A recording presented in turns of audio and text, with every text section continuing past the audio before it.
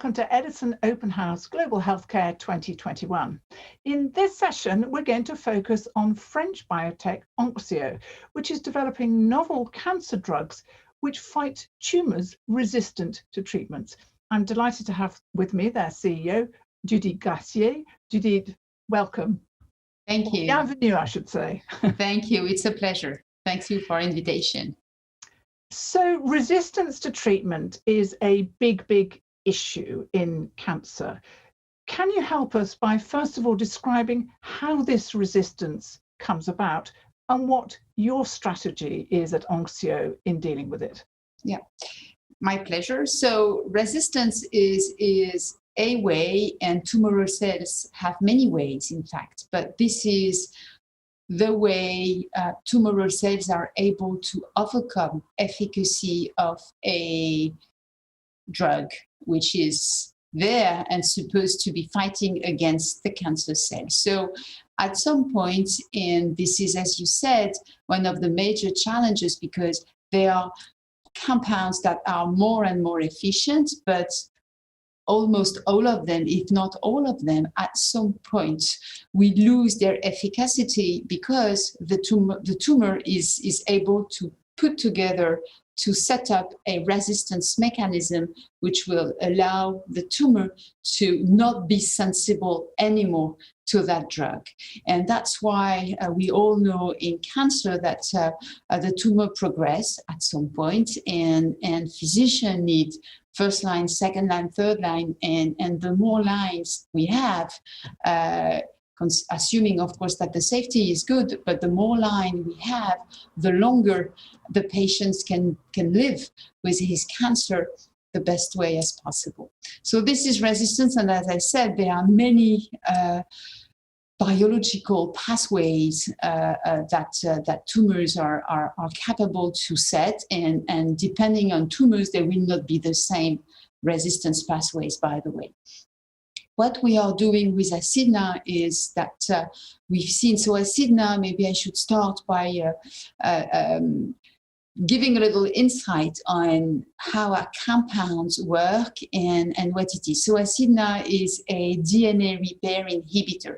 It has a very original mechanism of action, but in terms of ultimate goal, it inhibits the DNA repair, so the ability of the tumoral cells to repair its DNA. And it is really clear that if a tumor is exposed to a cytotoxic agent, for example, a chemotherapy that will break, that will damage the DNA, the tumoral cells, one of the ways to resist to that chemotherapy is that they activate a very performing reparation process which will repair the DNA damages that has been induced by the chemotherapy, and therefore the cells is not sensible anymore to the chemotherapy, and the tumor can progress again.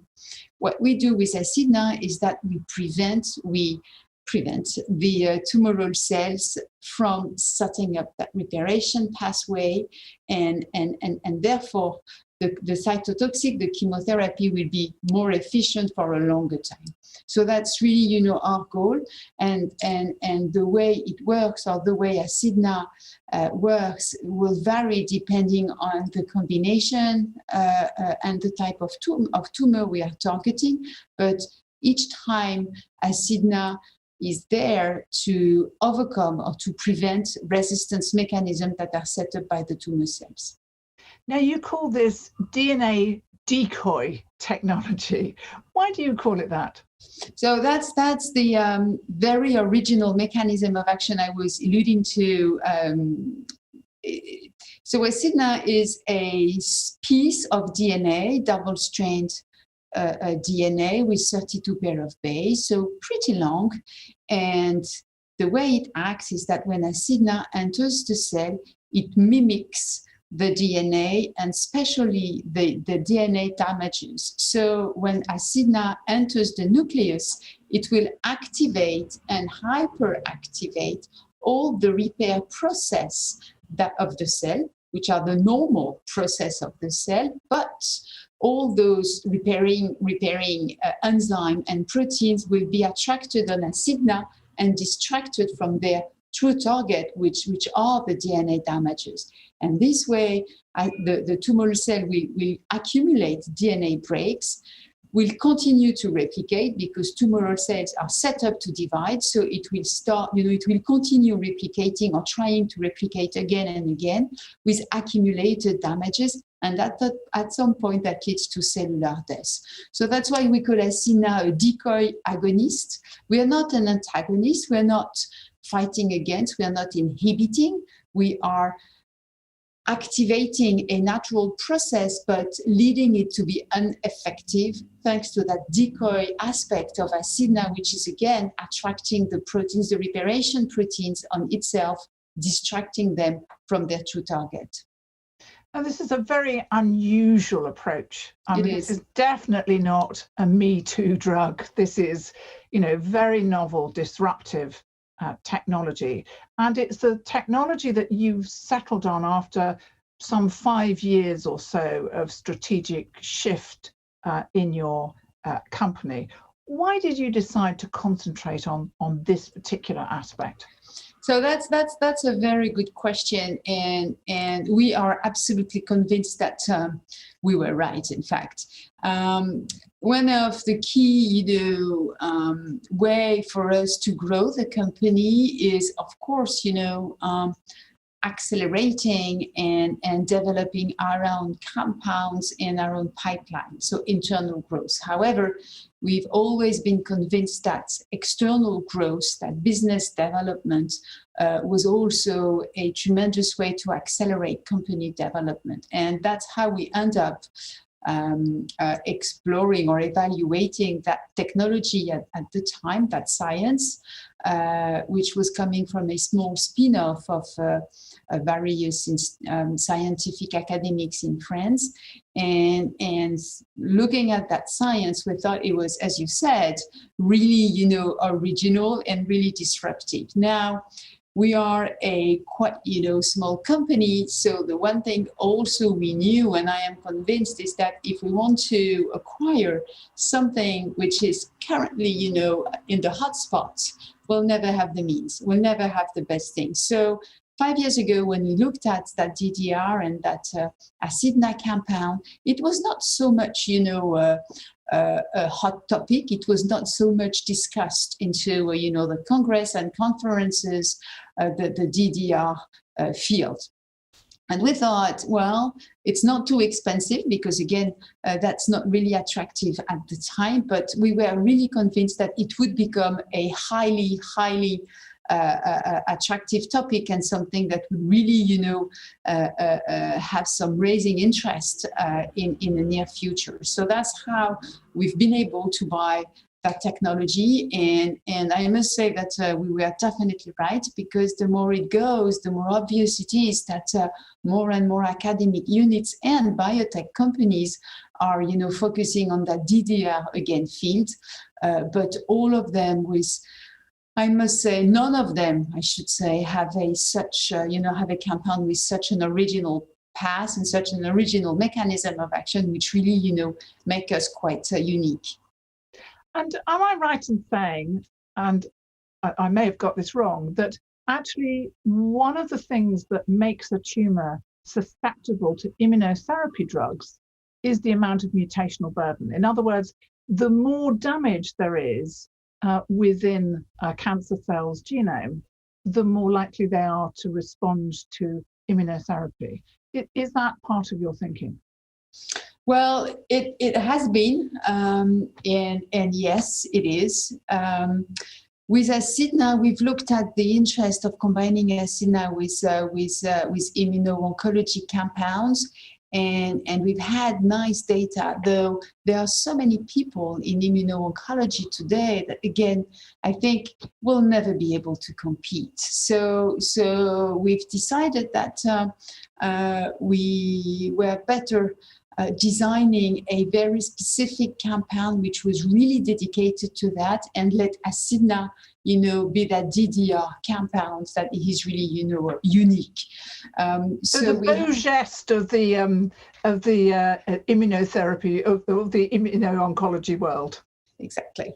So we have developed another compound which is called OX400, which is currently based on the same principle of action of decoy agonist, as I just explained, but this is another path that OX400 target. It targets the PARP pathway and activate a very well-known pathway in immuno-oncology, which is the pathway STING. And that one is definitely, designed and has been designed or built to address what you've just said. It's probably so Hasidna, we haven't really developed that part for Hasidna. Again, data were not outstanding enough, and there are too many people who wanted to make sure that Hasidna would go his way. Not immuno-oncology. Very good. So have you got much data yet on Hasidna, and where are you going with trials? So we have quite an extensive preclinical program. Still some experiments running, but we have now quite a very nice understanding of our product's profile, both in vitro, in vivo, and we have started the clinical program with phase 1, which has been done and has confirmed that Hasidna has a very nice safety profile, as well as a phase 1B, which is called Drive 1B, which combines Hasidna with chemotherapies, and especially platinum-based chemotherapies in various types of cancer eligible for those kind of protocol. And we have announced some very preliminary data, and the study is about to be completed. So yes, we do have some data. The compound is currently, again, phase 1B done. We have started in parallel another clinical trial in collaboration with Gustave Roussy Institute, which is a well-known oncology specialized institute in France. And on that RevoCan study, the goal is to show that the addition of Hasidna in a patient, or for a patient which is treated with a PARP inhibitor for at least 6 months, and for which we know that resistance will occur, the addition of Hasidna allows to reverse the resistance occurrence, and therefore to prolong the treatment with niraparib, and to prolong at the end of the day the progression-free survival. So that study has just started a few weeks ago. First patient has been enrolled end of October, and we expect preliminary data probably before summer. That will be preliminary data in a first small group of patients, but we should have that available by mid-2021. And is COVID going to impact that, do you think? Has it been impacting your work much so far? So 2020, I must say, we've been quite lucky because the Drive 1B study, which was ongoing, was quite well advanced already. So we've had, and we have some delay in the last patient's recruitment, but most of the study was already done. So there was, let's say, not so much impacted. The second study, RevoCan, in combination with the PARP, as I was saying, to reverse the resistance to the PARP inhibitor. We got the approval, the regulatory approval during the summer, and the study has been set up right after. So there are some impact, there are some delays. I guess, I mean, I must say that lucky enough, we don't have, a dozens of patients study with lots of competitive recruitment, for which, if the centers are just overwhelmed with COVID management, they will just stop recruitment. So we are not in that stage of development, and we are not that kind of company. And we are in oncology, which is probably, quite still, let's say, protected compared to other type of diseases. So Of course, there are some impact, but I must say pretty moderate as of now, and hopefully 2021 should be the same. We're all crossing our fingers because I think no one really knows what 2021 will look like, frankly. We thought 2020 was bad. 2021 looks distinctly worse at the moment from lots of people's eyes. But anyway, so what should, if I'm an investor, what should I be looking for, assuming that all goes well in terms of recruitment? What should I be looking for in terms of key milestones during the next year?